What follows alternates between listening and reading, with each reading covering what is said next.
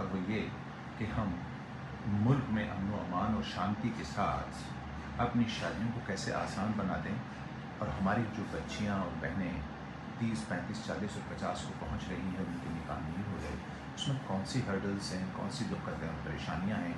अल्लाह के रसूल ने किस निकाह की बात की थी और हम किस निकाह की तरफ चले गए हैं। आपका इस पूरे के पूरे इशू पर अपना क्या मानना है? बहैसियत जमियत कुरैश के सदर और दिल्ली लाल कुश रामलीला समिति के वाइस प्रेसिडेंट की हैसियत से। नहीं, इसके कसूरवार जो है हम लोग ही हैं, हमारे बड़े लोग हैं, हम लोग हैं जिम्मेदार। क्योंकि हम लोगों ने अपने मोहल्ले में, अपने ख़ानदान में, अपने ननियाल में, अपने रदियाल में, अपने समाज में ध्यान नहीं दिया और बच्चों की उम्र 30, 40 साल की हो गई। क्योंकि शादी हमने इतनी महंगी कर दी, जबकि अल्लाह के नबी ने कहा था निकाहों को आसान करना। अब निकाहों को हमने इतने महंगे कर दिए कि 2-2, 4-4 करोड़ रुपये की शादी होने लगी। खानों में 2-2 करोड़, 1-1 करोड़ रुपये लगने लगे। तो गरीब आदमी के यहाँ रिश्ते आने बंद हो गए। गरीब आदमी की बेटी 40-40, 50-50 साल की बैठी हैं। तो इसकी कसूरवार हम लोग हैं और हमारे समाज के लोग हैं और हम तमाम जितने लोग बैठे हैं हम सब लोग हैं।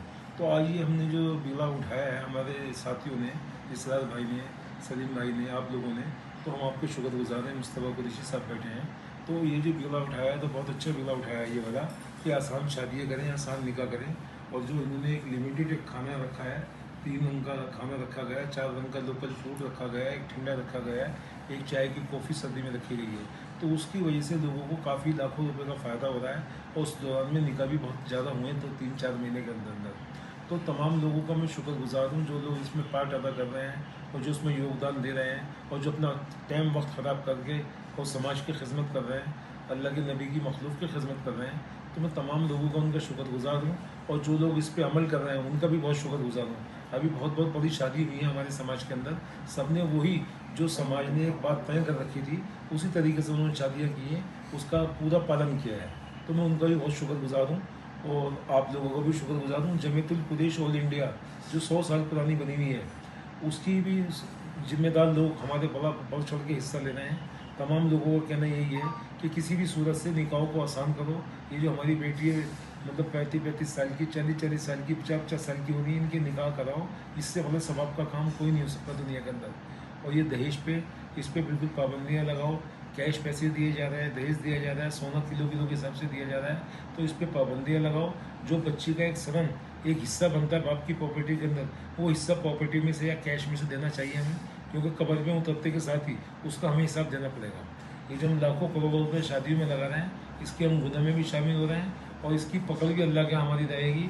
और ये बेटी हमारा कल गिरोबान भी पकड़ेगी कि मेरे बाप तुमने मेरा हिस्सा क्यों नहीं दिया था। तो मैं तमाम हिंदुस्तान के लोगों से, अपने मुस्लिम समाज से, कुरैश बिरादरान से, तमाम लोगों से अपील करता हूँ कि निकाहों को आसान करो, शादियाँ लिमिटेड करो। जो खाने पे पाबंदी लगाई गई है कि 3 रंग के खाने करो और फ्रूट 4 रंग का करो, एक मीठा करो और बाकी सर्दी में मतलब कॉफ़ी वगैरह लगाओ, गर्मी के अंदर उसका ठंडे का अरेंजमेंट करो। तो वही चीज़ करनी चाहिए। इसी तरीके से हम लोग आस्ता आस्ता, जैसे अब हमारे यहाँ निकाह वो जो है हमारे यहाँ जूता चुराई बिल्कुल हमारे यहाँ गलत है, कोई इस्लाम के अंदर नहीं है। कोई ये सगाई इस्लाम के अंदर बिल्कुल नहीं है। कोई लाल रंग बिल्कुल नहीं है।